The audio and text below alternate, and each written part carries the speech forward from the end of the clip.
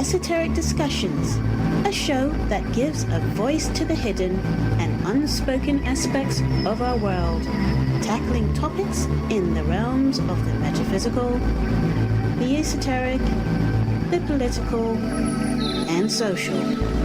So now join me, your host, Valentine St. Aubyn, as I take you on a journey of exploration.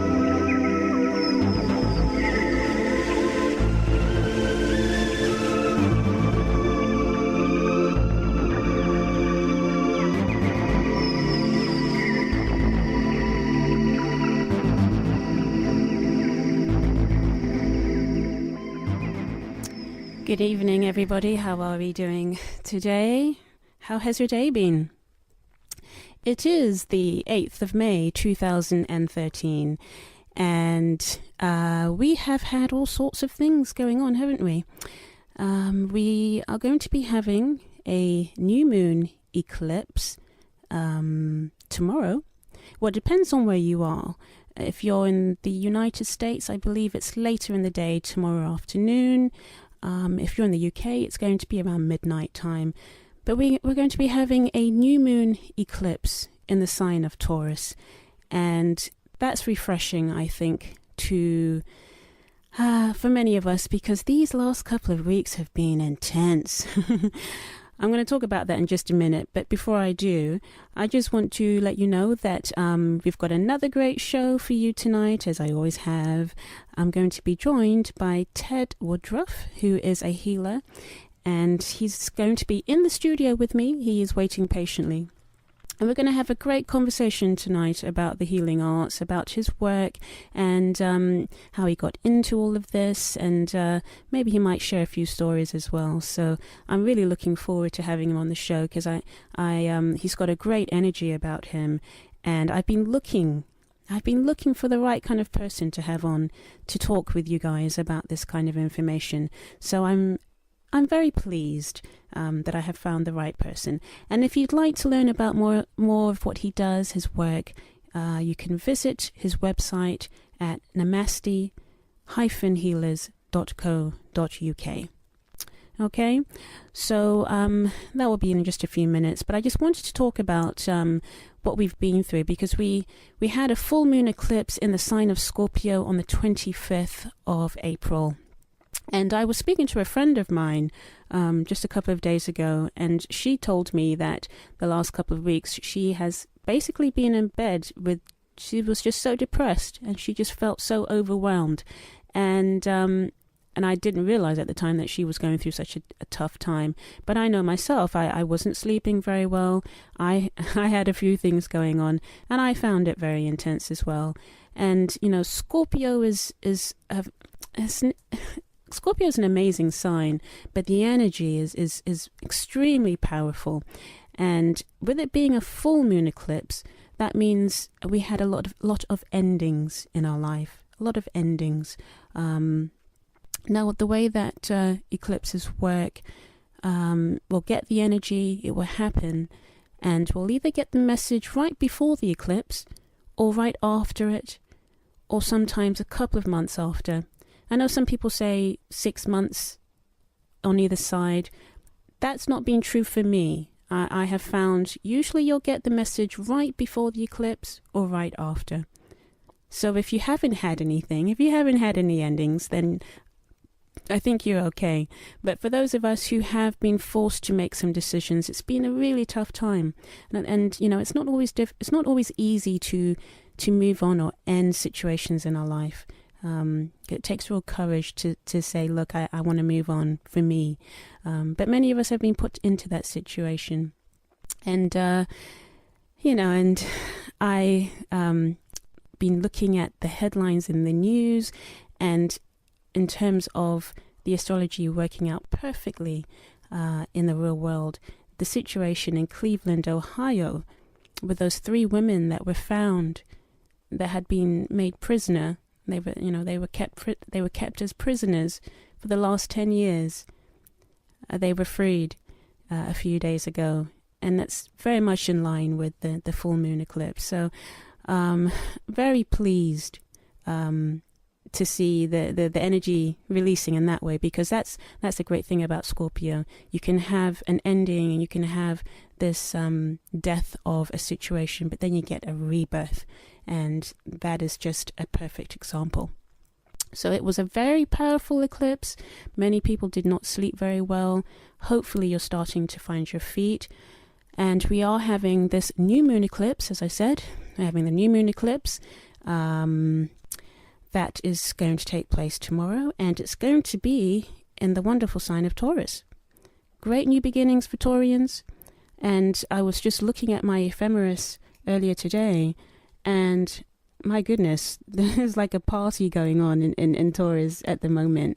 I mean, there's the sun, the moon, Mercury, Venus, Mars, all in Taurus. So if you are a Taurus, if you are a sun sign Taurus, a moon sign Taurus, ascendant Taurus, this is a really great time for you. So please do make sure, if you're trying to start new things, if you're trying to find courage to start a new direction, use the energy, because it's very positive. And you might find right now that things feel a lot calmer, because, you know, Taurus is an earth sign. It is very grounded. It's a very grounded earth sign. So hopefully people will be recovering from whatever traumas were taking place a couple of weeks ago, and planting new seeds. So there we have it. So I'm going to move along because my guest is waiting patiently, and we're going to take a quick break. And when I am back, I'm going to be joined by Ted Woodroffe. You don't need your radio or your PC to listen to Peterborough FM. Use your smartphone instead. Just use your browser and connect to www.peterborough.fm and click Listen Live. Peterborough FM, the station that listens to you. Welcome back to Esoteric Discussions with me, your host. I am Valentine St. Aubyn, and of course I'm here every other Wednesday evening from 9 p.m. here on Peterborough FM. And tonight my wonderful guest is Ted Woodroffe. Welcome to the show. How are you? I'm good, thank you. What a wonderful introduction. Delighted to be here. Well, it's a pleasure to have you in the studio. I know you travelled far this evening, so I do appreciate that. And we were talking we've only just met, so people can just, you know, imagine that. We've just met, but I always say that, well, we've known each other before, but we're just reconnecting. It's that kind of thing, isn't it? But what I would like for you to do to maybe just open up this interview is to tell the audience briefly about the work that you do, because I did give them your website address, and if anybody would like to have a look at your website while you're talking, they can do. So tell us a bit about the work that you do, and also just quickly give the audience your website just to refresh their memory. Okay, thank you. Yes, it's www.namaste-healers.co.uk. My work, from a young child, I always felt that working with your hands and to be able to heal people would be the most wonderful gift that you could possibly have to do. And as life progressed, and I won't go through the whole of my teens and the whole of my life, but there reached a point where the opportunity came up to become slightly more mainstream and to go on a Reiki course. I did my Reiki 1, Reiki 2, Reiki Master, and then about a year or so ago I encountered someone on television, Nicola Harwood, Reverend Nicola Harwood, slightly controversial figure, red-headed, flame-headed lady. Went and attended her angel initiation course, and that took it a step further from the Reiki into the angelic healing, as well as Reiki, conventional Reiki, etc. I always felt that there was a place for psychic surgery. That always fascinated me, the Johns of God, the Gary Manions of this world, and all of that.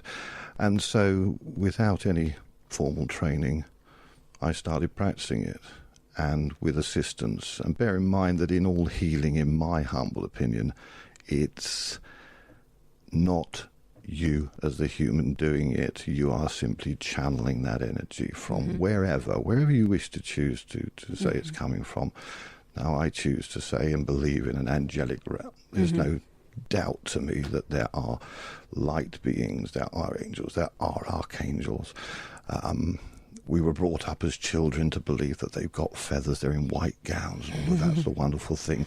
That's a very earthly view of them, and if that's how you want to see them and that's how you visualize them, all well and good. Essentially, they are very powerful, to me, my mind, divine beings that are the most powerful beings in the universe, and the privilege of being able to be on the earth plane, doing their work, channeling their energy to people, to me is the best blessing and gift that anybody could have, in my view. So that's what I do. I have to say, Ted, that you have a brilliant sound vibration coming off of your voice. Right. So, oh, that's cool. Right. Okay. So I think people will be quite intrigued just listening to you. Wonderful. I'm sitting here and I'm all tingly. I mean, Excellent. My aura is just it just feels very warm and relaxed, and I'm a big lover of this type of information, and like you, I believe in the unseen as well. That's what I call it. We can define it in different ways, but I'm a believer in it because I've experienced it, and I would say that people really get in touch with it when they do come into trouble in their life. That's when it becomes apparent.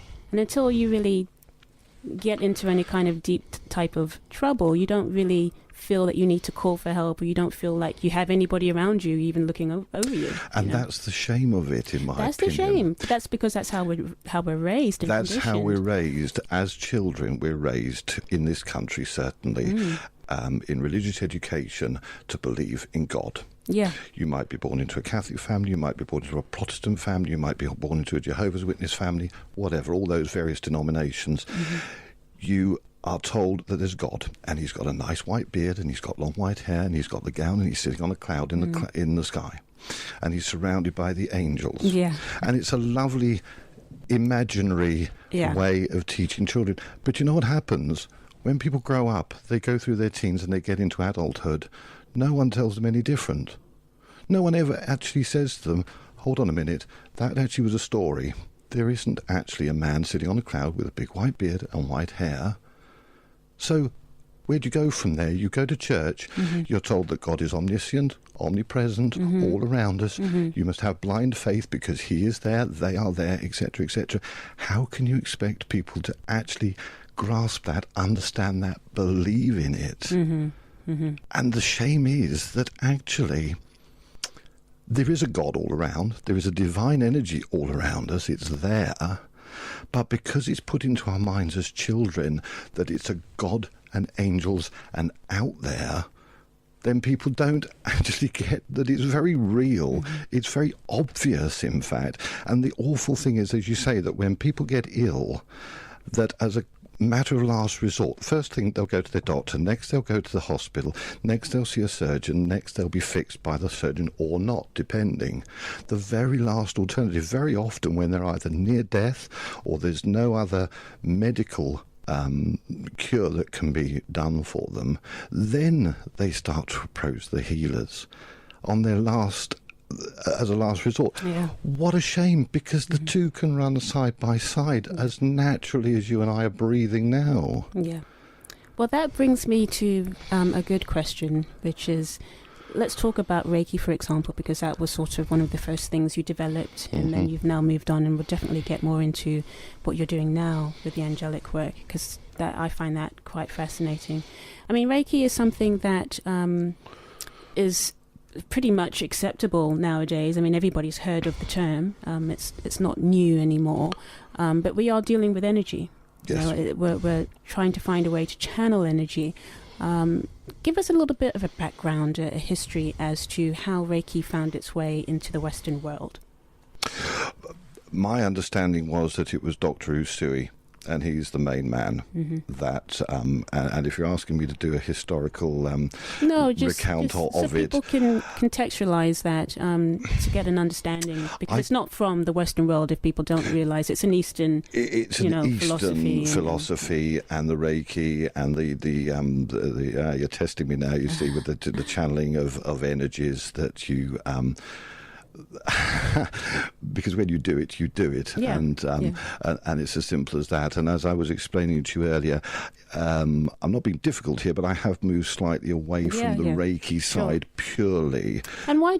What made you want to move away? Was it too limiting, do you think? Yes. And because I'm impatient and I want results, and I believe personally, and this is a very specific personal opinion, is that if people can be healed, and they are meant to be healed, then they can be healed without trotting off to a healer every week, every day, every month for years and years and years. And if the healer is committed and channels successfully, that he can actually help then and there, and not necessarily in an instant, but very, very much quicker than perhaps some do. Now, I know that I will get criticised for saying that, because there will be healers who say, but there has to be a process, that you have to go in at it gently, which is still what I do. But I'm very much one that if somebody's in pain, put your hands on, channel, help them then and there, and take their pain away. Because the angels are powerful enough to do that. I'm just going to divert slightly, because I was, just to give you an idea of the power of the angels, and this is an absolute true story. No one else was there. This is me, but I'm not giving any old rubbish. I was up above Stonehenge years ago. This is the beauty of the angels, that it's thought. You only had to think, which is something I discovered, because I thought, well, I thought that. I didn't say that out loud, but I only thought it, but it still happened. Sat at Stonehenge in a 4x4. I'm a big guy, as you can see. I don't bend in half easily. All right? I was sat up there, a little bit of a distance, and in my mind, I thought to myself, this is I'm nearest to the most spiritual place that I've ever been in my life. I just thought that. And as I thought that, I was pushed from behind by some extraordinarily powerful energy that pushed me into the steering wheel and bent me double.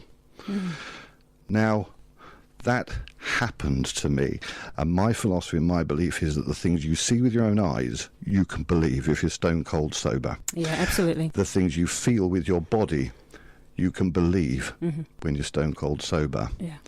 And what I've seen with my own eyes from aura, from actual virtual, in apostrophes, miracles, and what I felt coming through me, and the energy coming through me, that isn't coming from anywhere else but an external energy. I'm not conjuring it up in my mind. When I help people and take their pain away, that doesn't just happen. It's coming from somewhere, and I'm delighted to say that I can channel it. And I will emphasise, I think you'll probably want to jump in a minute, but I must emphasise that everything that I personally do, and any good healer does, is they do everything with the best of intent and without ego. And I do that. I do everything with the best of intent, without ego involved, and actually without money involved. Because money is not the issue in this. The issue for me is to help people, heal people, make them better, and perhaps introduce them to just another part of the universe and say, hey, you know who did that? I didn't do it. It was actually an external source. You know, and what you've just said, I hope people have taken have digested that, because you've gone very deep there. Okay. And I want to talk about the money issue. Okay. Because this is where this side of, healing and these mediums, these areas that we, for you and me, it's very natural, we're accustomed to. But a lot of people tend to have their backs up because they always want to say, oh, these people are charlatans. Yep. Or these people are after money. Yep. And I like the fact that you raise that issue with money, because we all need money to live. We do. I mean, come on, you can't live on air. I'm very lucky because I've got a form of income coming from a pension, from a job. I do my own. But what I was going to say as well is, when you're working with the universe, you will find a way to maintain yourself. It doesn't mean that you're going to be living the life of luxury. No, but they provide. But they provide you so you can eat. Yeah. Yeah, you keep a roof over your head. You may not have a brand new car in your drive. I tell you what, actually, you just reminded me that for years and years and years, without any further thought, I used to say to people, you don't need anything in life except a roof over your head, food in your belly, and some means of transport. And I've just remembered I used to say that years and years ago, and it is a truism. Yeah, we forget these things. We from time do to the time. simple, the simple things that we need is food in our belly, a roof over our heads, and ideally, whether it's a bicycle or a moped or a car, it's helpful to have transport. And in an ideal world, just have good people around us, good family, good friends. And there's a lot of people in the world who don't have any of that. They are alone, they are sad, and they are relatively unloved, except, fortunately, by God, let's say God, but I'm not religious in that respect. But even when you use, when you're saying the term God, again, this is conditioning that people have, so that the wall goes up because we're thinking of a Christian ideal of some guy sitting on a cloud with grey hair. Yeah. And, the way that I like to, and there's a lot of, I don't know if you've come across this yourself, but I'm finding there's a lot of atheism developing amongst our sort of generation and some younger people as well. This detachment from there being anything else out there. And, we don't have to be afraid to understand that there is something else beyond what we can control and what we understand. People can call it God. I like to call it the universe. But there's something more. And I get sad when people, I feel sad for them, that they can't connect with that, because I think it's important. I'm going to tell you not to be sad because it's a negative energy. Be positive. I know. And put the message out. But I'd like for people to. I mean, we talk about we can have many. We can go in many directions. But we talk about this shift, and people like to use this word, this shift of moving on, we're moving forward. Humanity's growing. We're going to expand our consciousness and become loving, more deeper people. But none of that can happen if we're not connected into the energies around us. I got caught up in the 12-12-12 scenario. I think a lot of people did. And was hopeful that something, but you see, something did happen. Is happening. Yeah. And my absolute certain belief is that there are those who are on a spiritual journey of understanding. There are more and more people becoming aware of it, but there will inevitably be some that are left behind. And I personally, again, it's a personal opinion, and call me fruitcake if you want, but I do actually believe that the Mayans and that part of the area, that there will be, and is happening now, a shift where those in the know and the belief and the knowledge will actually do some sort of shift. I don't know exactly how that's going to happen. I'm only a guy, just an ordinary guy from Kent. And then there will be others who are left behind, and we will disconnect as spiritual people from those people who aren't aware or open or prepared to accept it. Well, I think, you know what, Ted, I think, and I agree with you, I think it's kind of happening already, because we see this meltdown going on in society, and it is a clear divide. Either you're understanding what is happening around you or you're not. I mean, there's no in between now, because it's so apparent, it's so obvious. And not only that, but we're seeing lots of businesses faltering. We're seeing, first world countries going into debt. Things we'd never dreamt of 20 years ago, 10 years ago, and we're seeing that now. So I do believe that that is going on. But if if other people want to join in, they're going to have to connect with themselves, And this is why I say I get sad for them, because it's important that they start to feel and see the world around them, and not exclude trying to understand that there's something bigger, Absolutely. I mean, the the reason I say about sad is because I just don't believe in any negative energy in anything, because by being sad is no good. Like I said, it doesn't help. It is not helpful. I said to my mother this morning, she said, I'm worried about something. I said, don't worry about it, because that's a negative energy. Yeah. It may be, you might want to kick my backside and say, don't be so damn smart. But actually, worry does not achieve anything. Be proactive, do something. Don't worry about it, because that's just absolutely no use to anybody, including the person who needs it.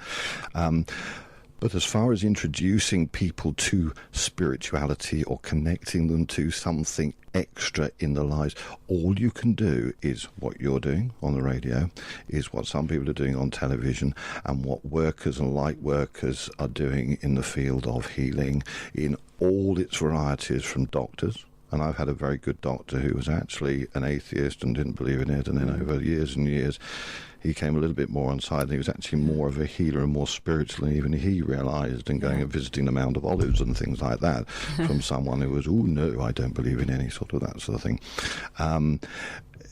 Everyone in the caring, the doctors, the nurses, the healers, the Reiki, the problem, the sadness is, I was brought up as a Church of England. I carried a cross in the church as a child, and I was very proud to do that. But I didn't get, as I said earlier, any further information of what God was about. And I, as a lad, and as a teenager, and as an adult, looked for those answers, and I asked everybody. I went to rectors, I went to imams, I went to Pentecostalists, I went to every single possible denomination and said, can you explain to me about God? Sadly and unfortunately, none of them could, to my satisfaction, because they all said, well, God is all around us. God is ever with us. God this, God that. You have to have faith. That wasn't enough for me. And my turning point was back in 1994. I walked into a psychic fair. I sat down with a trance medium individual who spent 2 hours at no cost. Ian Hinton, he's now a life coach, extraordinary man, and in 2 hours of conversation with him, he explained to me what satisfied me about what life was like, of how we come down the silver cord when we're born, and how we go back up the silver cord when we die into a heavenly realm, etc., etc. Instead of this flannel about believe in the God, go to church on Sundays, repent of your sins, wave a chain around with smoke in the Roman Catholic Church. Don't get me wrong, I'm not being disloyal, disrespectful or whatever to mainstream religions, because if that's what they choose to believe in, fine, but I feel sad, and I shouldn't be saying that, but I feel sad because they don't see life, real life, as it is. Yeah, this is my point. Yeah, they're not feeling what's around real. them. Yeah. The only real side of conventional mainstream religion is Jesus. Okay. Now, I'm not going to try and put off your listeners by talking about Jesus, but hey, he was a guy. He was something else, this guy. He walked around the Sea of Galilee. He got a bunch of guys he walked around with.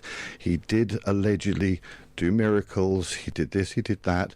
2,000 years ago, what I do want to say to people is, which is going to be my philosophy for years and years and years, that Jesus wasn't actually a white man. He was swarthy skinned. He would have to be because of the region where he lives. That's right. He didn't speak English, as we read in our Bible. He spoke Aramaic. Yeah. Okay, so that's just a little bit of there's a little bit of information to say, hey, actually, as it says in the Bible, he didn't actually speak those precise words. And remember as well that when you translate from one language to another, things get lost in translation. And so the Bible, dare I say, and I'll be protected on the way home anyway, but the Bible may not be a full and exact representation of what actually happened 2,000 years ago, when there weren't cars, there weren't computers, there weren't all these modern technology.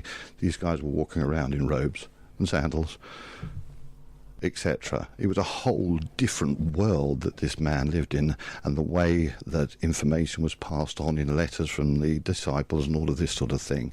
I'm going off on a slight tangent there, but I'm just saying that, the main crux of Christianity, Jesus, fantastic bloke, extraordinary guy, 2,000 years ago, be doing what he did, and his name has lived on ever since.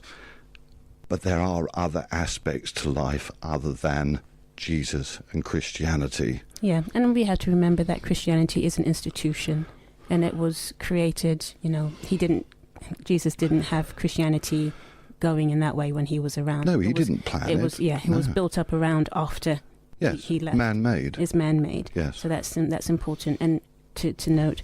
And because it's man-made, it comes with its restrictions, its boxes, its rules and things like that. Doesn't it just? Doesn't and that it? really annoys me. I don't like absolutely. rules and regulations and ropes.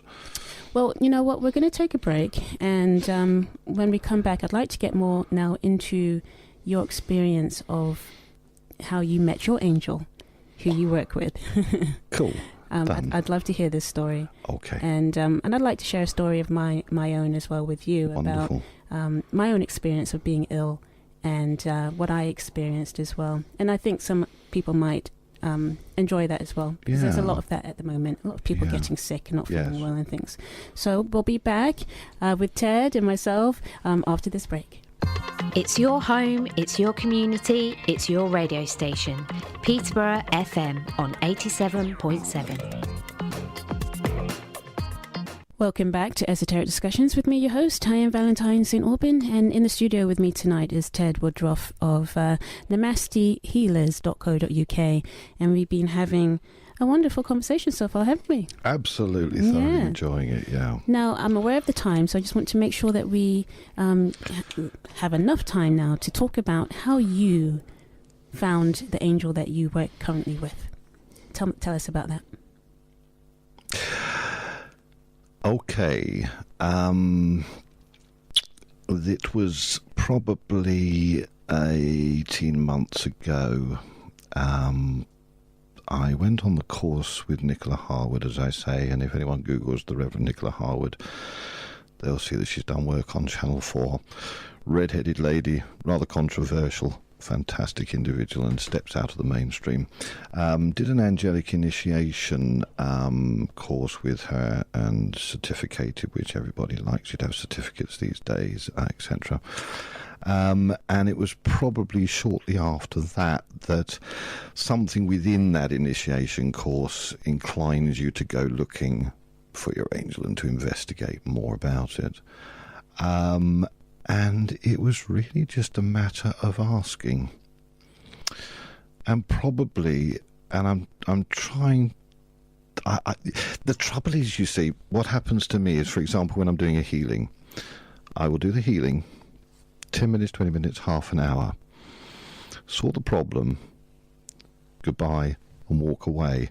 And then in my case, my mind goes completely blank from what I've done, and I move on to the next. Mm-hmm. And I think it's something that they do so that I don't carry the burden of the previous, so that I can then move on, deal it with their help. And remember, and I will always remind people of this, that it isn't me doing it. I'm just a human who is blessed and gifted, and so delighted to be gifted to do this sort of work.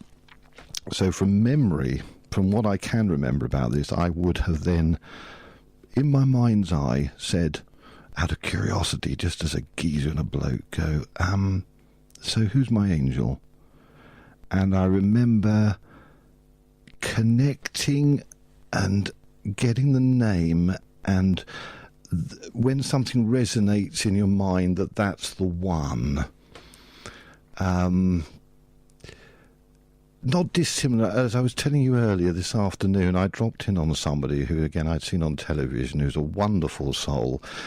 She'd been on this big body squad and was having a huge bed sort of sorted out for her. And at one point, I don't go down the psychic medium route too often, although I am a psychic and quite a powerful psychic and medium. But the name... We were discussing about why I'd come to her and why I'd seen her on television and why I contacted her. And she said, well, it must be one of my family, probably a female family member. And as she said that, in a blink of an eye, I was getting Veronica, Victoria, Vera, which I said out loud to her. And the expression on her face on the third name, they're all V's. And I said to her, why are you smiling? She said, well, I've got an Auntie Vera and she's on the other side and she will be the one who's done it.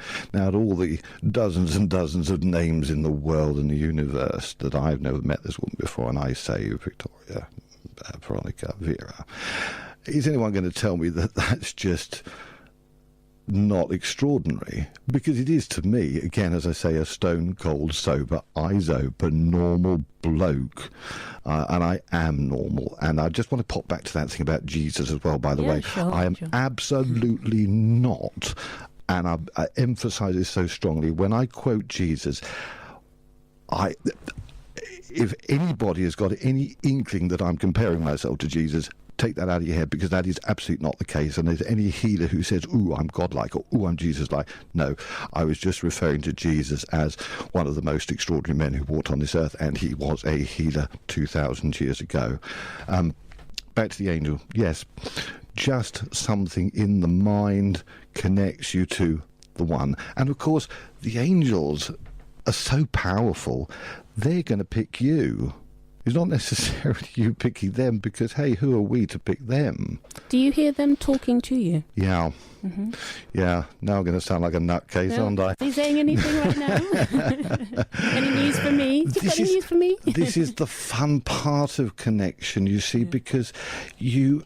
Thank you. What they do to me, it may happen to other people, I don't know. And this is the wonderful, you can't read books about this, I don't think, and you can't be taught it. You just have to learn. And then there's this sort of struggle as a person, male or female, trying to work out what actually is happening to you and to sort out the white noise that's going on in between it, and thinking, well, am I just imagining that, or was that just said to me?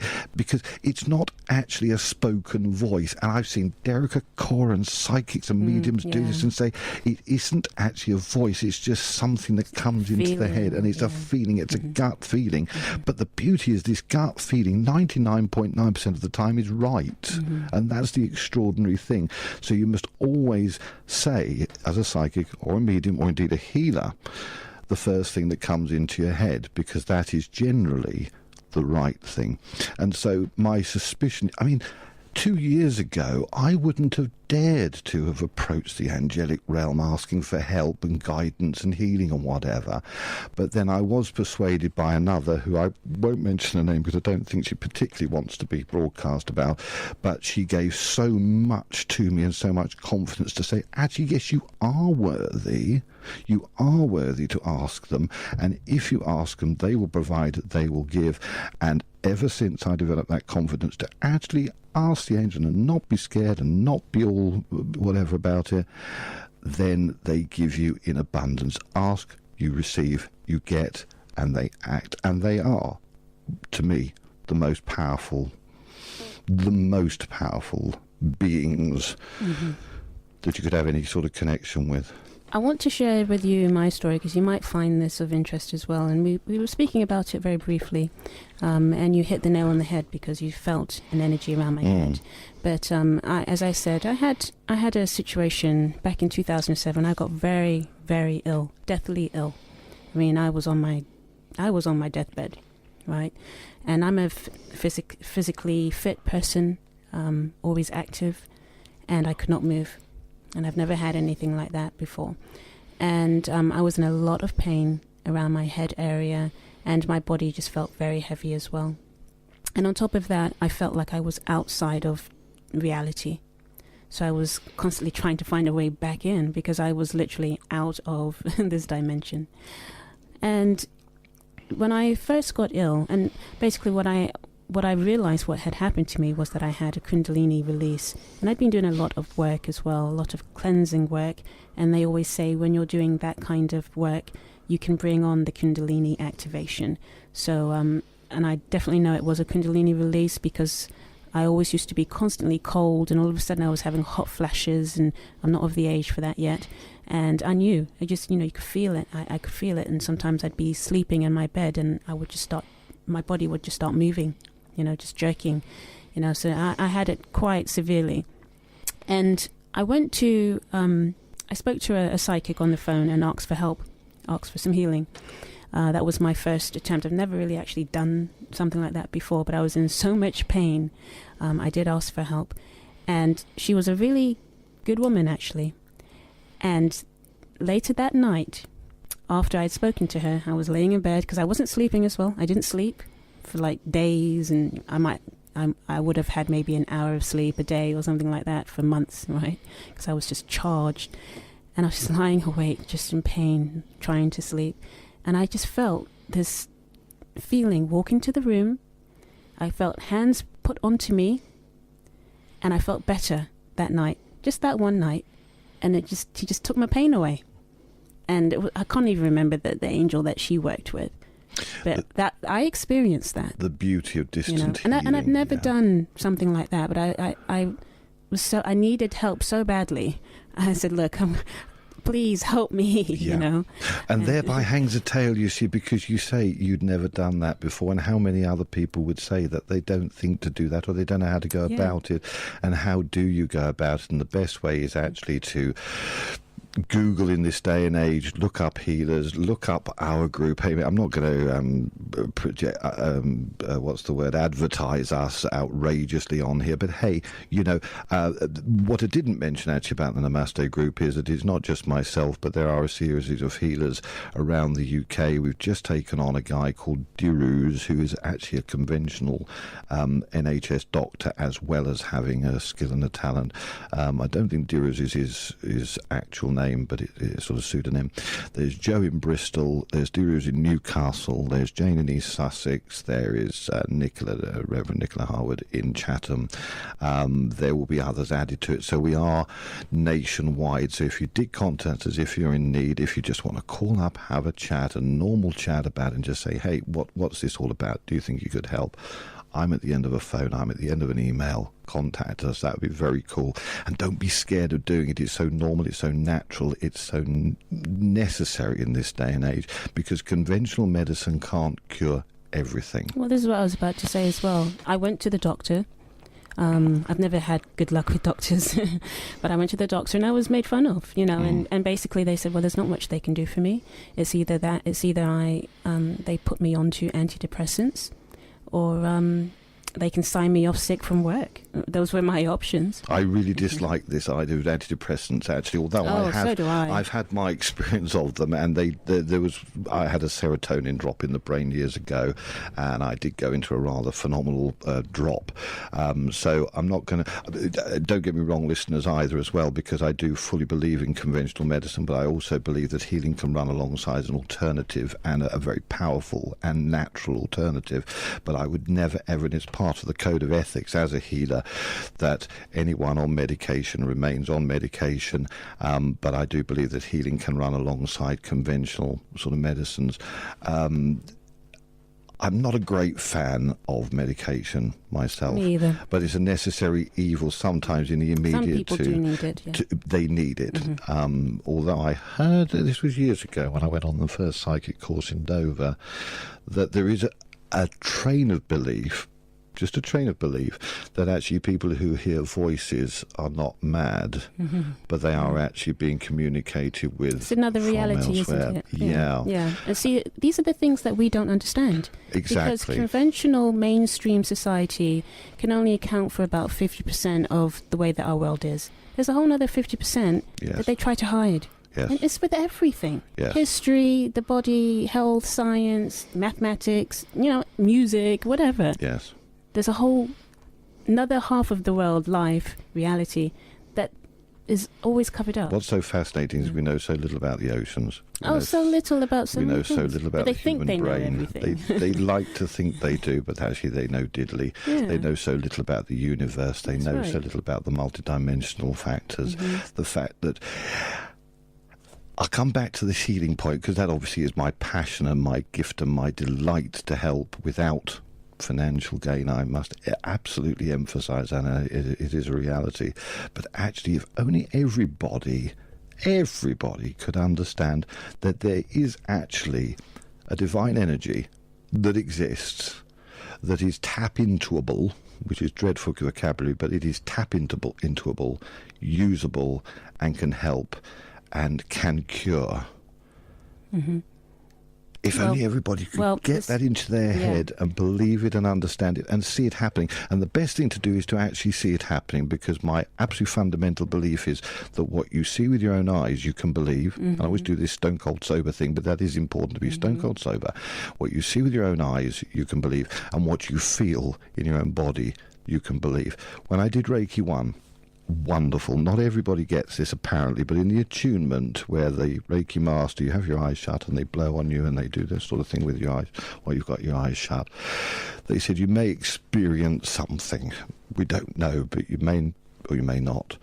I personally had the most extraordinary experience, and I can only liken it to, from the top of my head through to my toes, like an egg timer. Imagine an egg timer, and I was filled from the top of my head to the bottom of my toes with a golden honey feeling. Now again, my boring old stone cold sober, I was stone cold sober, I wasn't expecting anything, but I felt this warm honey fill me from top to bottom. Now, I can't deny that when I felt it. I will never forget it. It was something like 10 years ago that it happened. A few days after, and this was on Reiki 1, not Reiki Master, the palms of my hands burnt painfully, both of them, about the size of an old penny.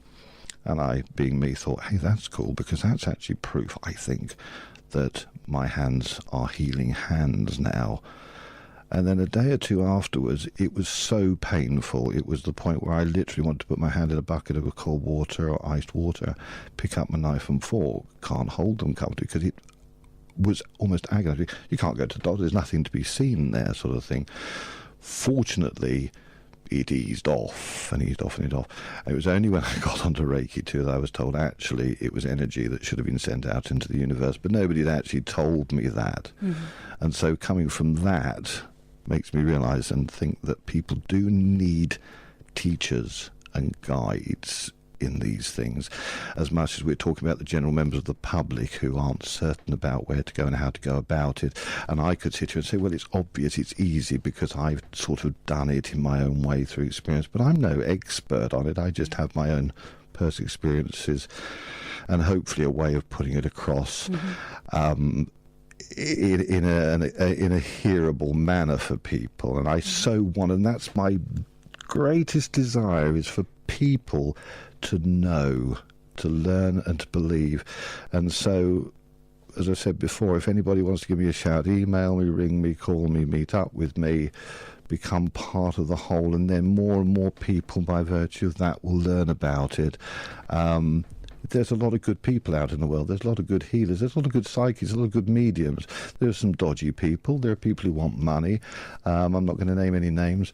But we can't put them all into the same boat and say they're charlatans. Well, no, this is the point, actually. There's too much of that goes on. There's too much of that, and that is really, really annoying, because you've only got to get one critic. And do you realise these critics make a career out of knocking the psychics? Yeah. There is badpsychics.com or something by some character. God. There's this guy, Stanton Friedman, in America with UFOs, who makes a living out. I don't know whether, to be fair to Stanton, I don't want to be libeling anybody. There is somebody in America who is actually critical of the government or of UFO people and all of that. But they make their living out of doing that. And debunking. And you think to yourself, very clever. And mainstream television is filled with that as well. Yes. They're constantly trying to debunk, like the spiritualist movement as well. That's a big one they like to debunk. There was a lot of charlatanism going on in that. There is. But there was also real people who had real skill. People, and this is the saddest of it. I'll tell you, one of the worst people that got very, very bad press, and I think he's fantastic, is David Icke. Oh yeah, David Icke is he was gets slaughtered when he first came out, and I'll tell you what, the experiences that he had. I listened to him some years ago when I'd seen him when on he talks about when he was in South America. That's the energy he felt. That's the one, and I can relate to that and I can relate to that as well because you felt similar. That's what I was talking about. That electricity, And then when you try to explain it to people, to the wrong people, you could be thought of as a little bit cuckoo. Yeah. And what he did, he was so energized, he was so excited about it. I mean, one human being thrown all this information and energy at him, it's not surprising. It knocked him out for one thing. Exactly. And then he was trying to get the information out, and he still actually, to my mind, bless you, David, does actually gabble on slightly when he's on stage or whatever. But if you listen carefully and you bring all the threads together, he's got a point. He's got a lot of points. Yeah. So because he's understanding the layers of reality. Yes. Yeah. A most extraordinary guy, and this is a guy who was a sports commentator years ago. I don't know whether you know, and then he moved out of TV, and he was slated on the Wogan programme. People said he was a nutcase and all of this. Top man, absolutely top man, and actually, I'll tell you what, he would be a coup to get in here. He would be a coup. Oh, he's a busy person, far too busy to be on my show. What does that make me? Well, no, I'm just saying, he's always busy doing his talks and things like that. We could try. So yeah, we should try. We can try. But I've really enjoyed a conversation. We've only got like a couple of minutes left, to be honest with you.